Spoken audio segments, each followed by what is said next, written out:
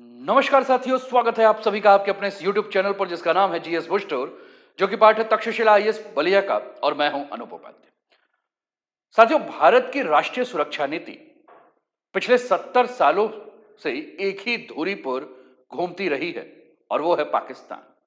लेकिन अब संसद की एक अस्थायी समिति ने एक ऐसा सवाल उठा दिया है जिसने दिल्ली से लेकर साउथ ब्लॉक तक पूरे स्ट्रेटेजिक थिंकिंग को हिलाकर रख दिया है। क्या पाकिस्तान से भी बड़ा खतरा अब बांग्लादेश बनता जा रहा है? यह सवाल जो है वो सबसे ज्यादा चौंकाने वाला है, क्योंकि यह वही बांग्लादेश है जिसकी आजादी के लिए भारत ने 1971 में खून बहाया, जिसे हमने अपना सबसे भरोसेमंद पड़ोसी समझा और पूर्वी सीमा का सुरक्षा कवच माना। लेकिन आज तस्वीर बदल रही है। सड़कों पर उग्र भीड़, भारत विरोधी नारे, कट्टरपंथ का तेज उभार और बैकग्राउंड में चीन की खामोश एंट्री। तो सवाल उठता है कि क्या बांग्लादेश में हालात सिर्फ आंतरिक अस्थिरता है या भारत के खिलाफ एक नई रणनीतिक पटकथा लिखी जा रही है? क्या उत्तर पूर्व भारत अब नए दबाव में है? और सबसे बड़ा सवाल, क्या भारत को अब बड़ा एक्शन लेना चाहिए? साथियों, आज के इस पूरे वीडियो में हम भावनात्मक नहीं, भ्रम नहीं, नारे नहीं, बल्कि तथ्य, रणनीति, राष्ट्रीय सुरक्षा पर आधारित चर्चा करेंगे, विश्लेषण करेंगे। इसलिए इस वीडियो को अंत तक बहुत ध्यान से देखिएगा, बहुत ध्यान से सुनिएगा, क्योंकि यह कहानी सिर्फ बांग्लादेश की नहीं है, यह कहानी भारत के भविष्य की है। तो चलिए शुरुआत करते हैं आज के इस वीडियो को, आज के इस सेशन को। और चैनल पर पहली बार है तो चैनल को सब्सक्राइब करके बेल आइकन दबा दीजिएगा कि यहां आने वाले हर वीडियो का नोटिफिकेशन आप सभी को टाइम पर मिल सके। साथियों, आज का टॉपिक है पाकिस्तान से बड़ा खतरा बांग्लादेश, चीन, कट्टरपंथ। भारत को बड़ा एक्शन लेना चाहिए। लेकिन ऐसी बातें हम क्यों कह रहे हैं, ऐसी बातें हम क्यों कर रहे हैं? इसके लिए हम समाचार पत्रों को जो है वो लेंगे और आपके स्क्रीन पर 3 समाचार पत्रों के कटिंग देखने को मिल रहे हैं। एक तरफ money control, the Business standard और टाइम्स ऑफ इंडिया, और तीनों ने इस न्यूज को बड़े बारीकी से समझाने का प्रयास किया है। न्यूज है, parliamentary panel flags Bangladesh as India's biggest challenge since 1971, why China and Pakistan factor heavily. The Business Standard लिखता है, situation in Bangladesh greatest challenge to India since 1971, parliamentary panel report.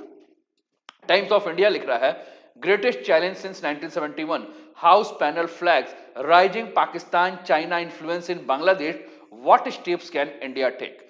यानी कि कहीं ना कहीं अगर हम बात करें तो भारत के लिए बड़े ही चिंता की बात जो है वर्तमान समय में बन चुकी है।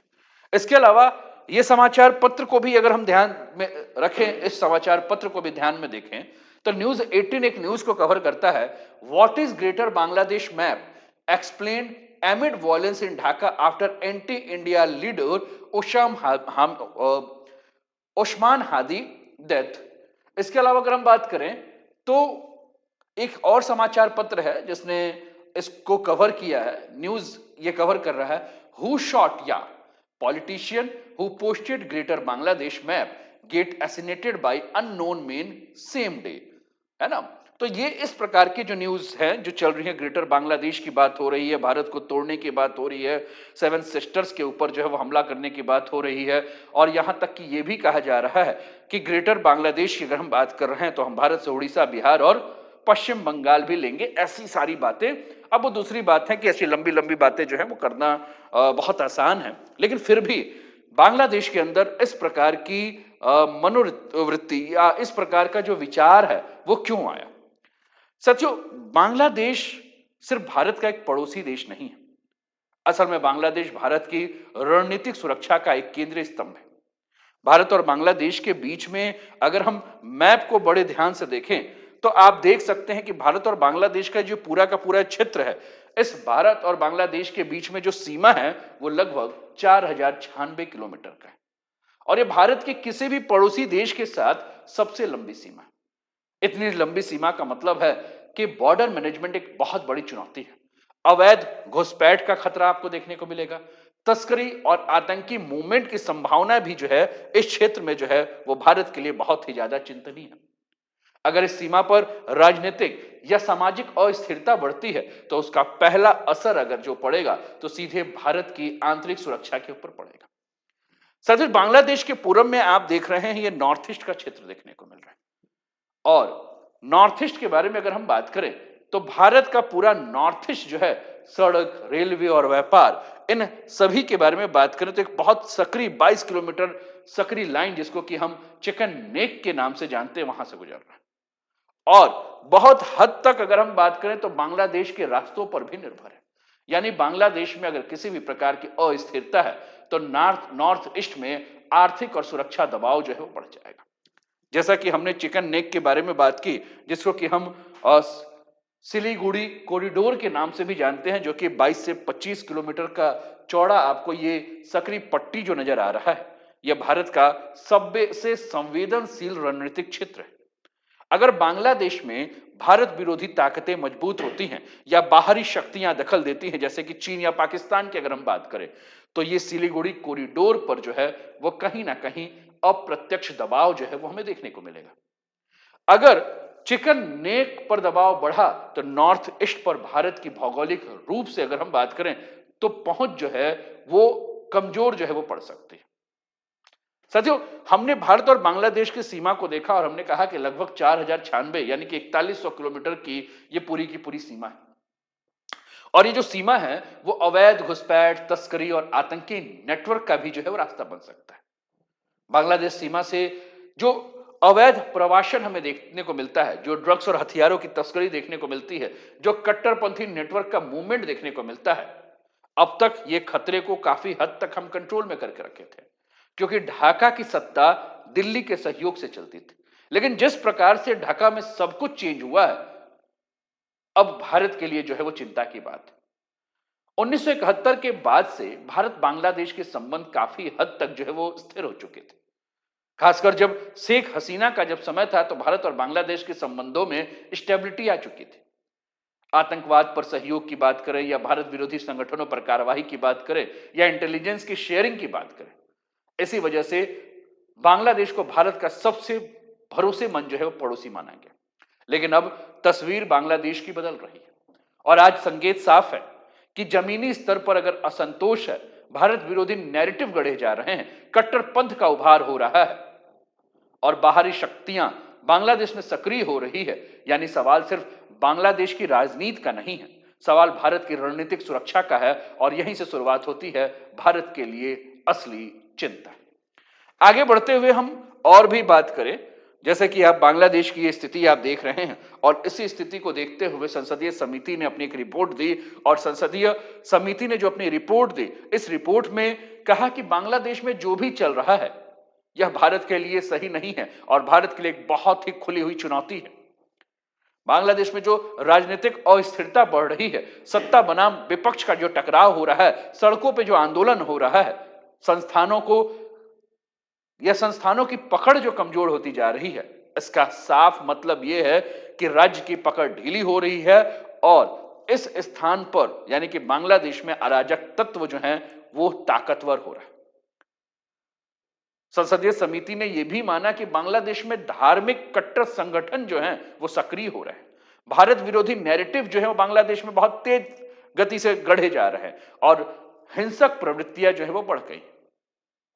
साथियों, आपको याद रखना चाहिए कि 1990 और 2000 के दशक की अगर हम बात करें तो इन्हीं नेटवर्क्स ने नॉर्थ ईस्ट भारत के लिए सीधा सुरक्षा खतरा को जो है वो पैदा किया था। और जिस प्रकार से चाइना बांग्लादेश के अंदर इंटरफेयर कर रहा है, चाइना का बांग्लादेश के अंदर इंटरफेरेंस बढ़ रहा है, चाहे इंफ्रास्ट्रक्चर की बात करें, चाहे पोर्ट्स की बात करें, चाहे डिजिटल सर्विलांस की बात करें या डिफेंस कॉपरेशन की बात करें, चाइना हर मोर्चे पर बांग्लादेश में अपने पकड़ को जो है मजबूत कर रहा है। और इसका साफ मतलब यह है कि अगर बांग्लादेश की नीति बदली तो भारत की पूर्वी सीमा पर चीन की परछाई और गहरी हो सकती है। और जो संसदीय समिति का जो रिपोर्ट है उसका सीधा संदेश यही है। संसदीय समिति ने साफ संदेश में कहा है कि भारत को अब सिर्फ पश्चिम की सीमा यानी पाकिस्तान से ही डरने की आवश्यकता नहीं है, चिंता करने की आवश्यकता नहीं है, बल्कि भारत को पूर्वी सीमा यानी कि बांग्लादेश में जो नए जटिल खतरे हैं उनको भी ध्यान देने की आवश्यकता है। और साथियों, ये जो बयान है कि वो अफवाह नहीं है, ये टीवी एंकरों की राय नहीं है, ये सोशल मीडिया की थ्योरी नहीं है।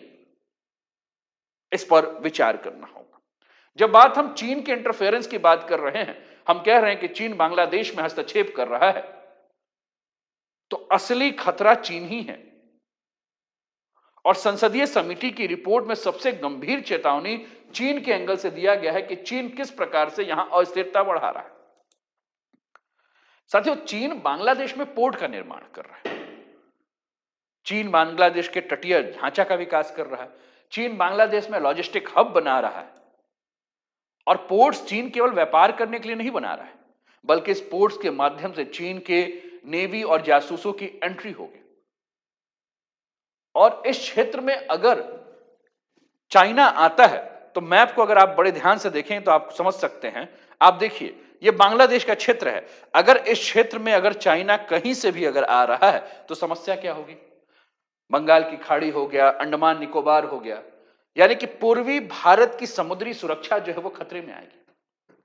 अगर बांग्लादेश में चीन इंफ्रास्ट्रक्चर डेवलप कर रहा है, चाहे चीन सड़क बनाए, पुल बनाए, बिजली के प्रोजेक्ट लगाए, डिजिटल नेटवर्क बनाए, स्वास्थ्य सुविधाएं बढ़ाए, तो साथियों ये केवल विकास नहीं है, क्योंकि पिछला इतिहास ये कह रहा है कि जहां जहां चीन ने इंफ्रास्ट्रक्चर बनाया, वहां उसकी राजनीति और सेना पर जो है सीधी पकड़ हो गई।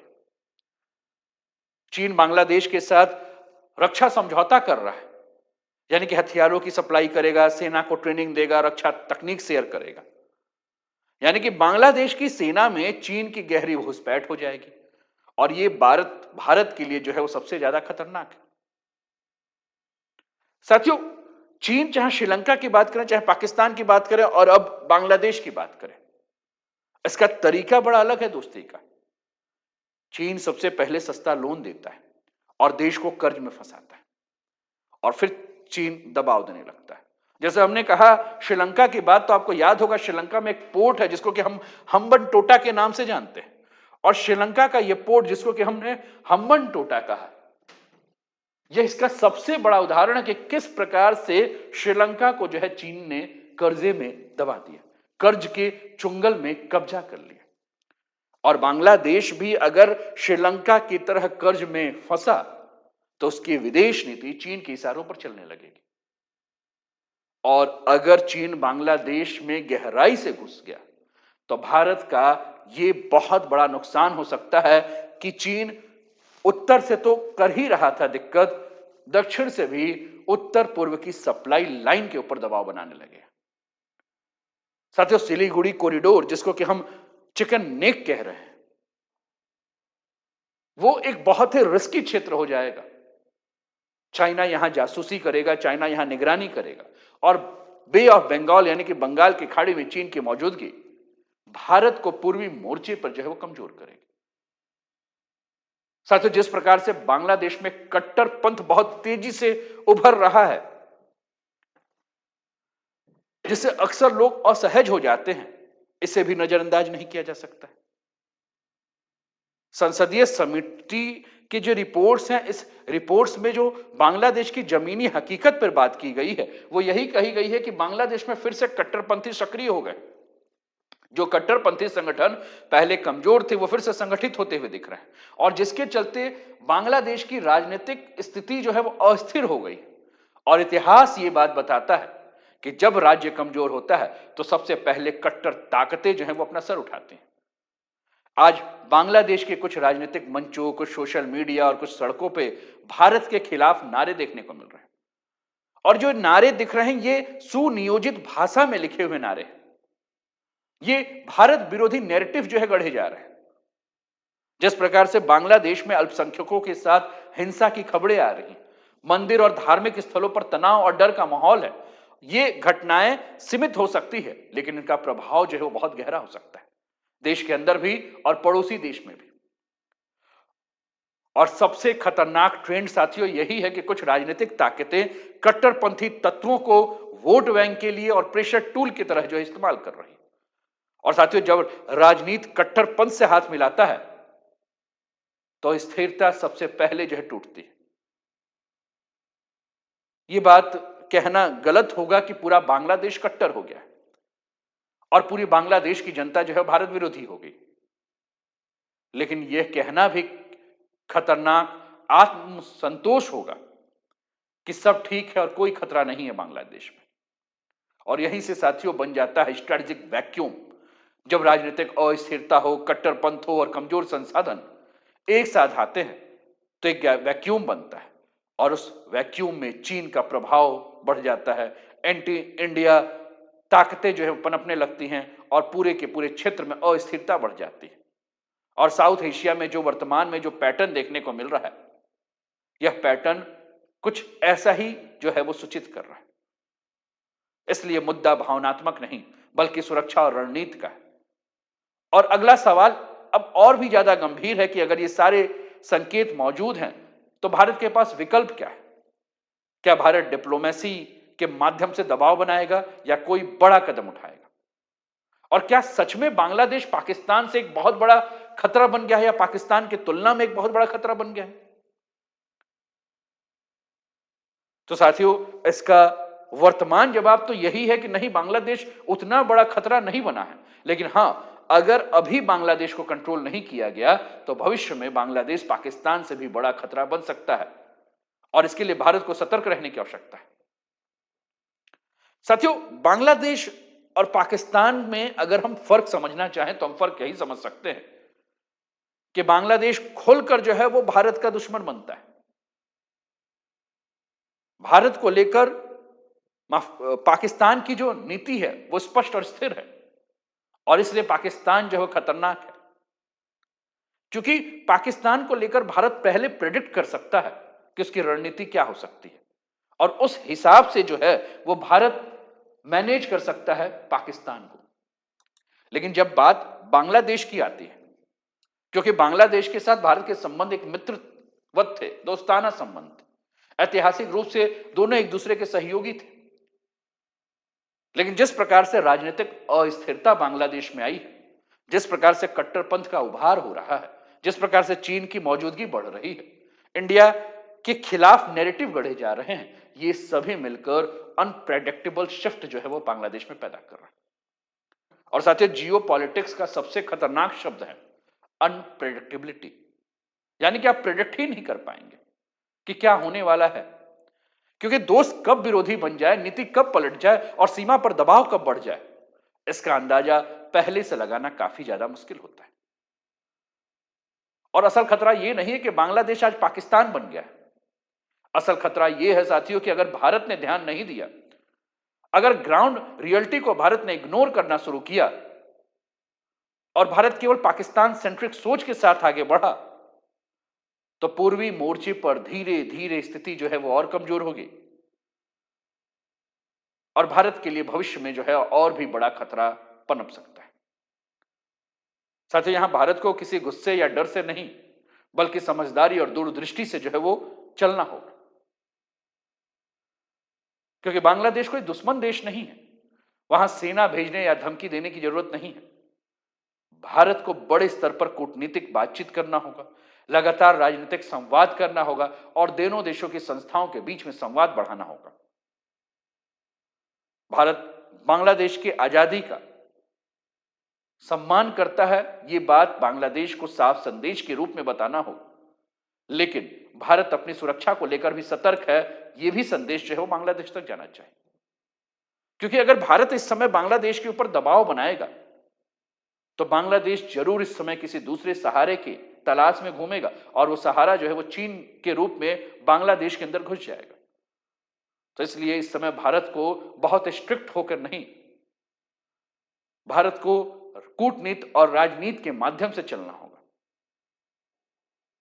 भारत को बिजली, ऊर्जा सहयोग, सड़क, रेल कनेक्टिविटी, शिक्षा और स्वास्थ्य में जो है वो फिर से बांग्लादेश से बात करना होगा।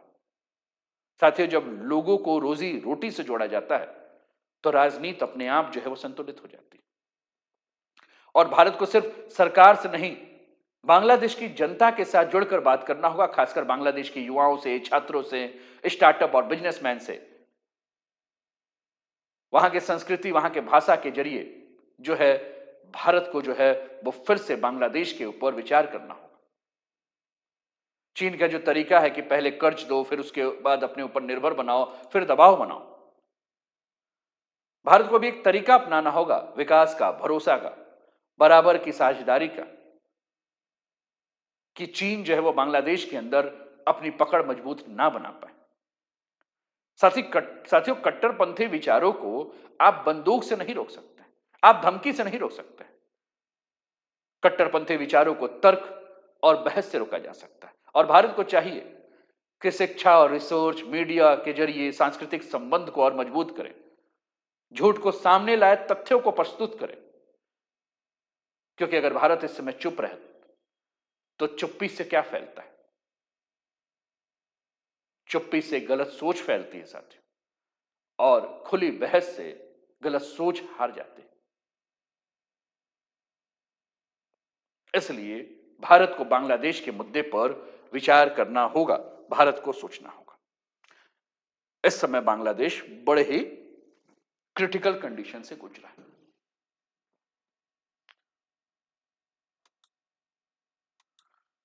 तो साथियों, याद रखिए, अटल बिहारी वाजपेयी ने कहा था कि पड़ोसी बदले नहीं जा सकते, लेकिन रिश्तों की दिशा जो है वो बदली जा सकती है।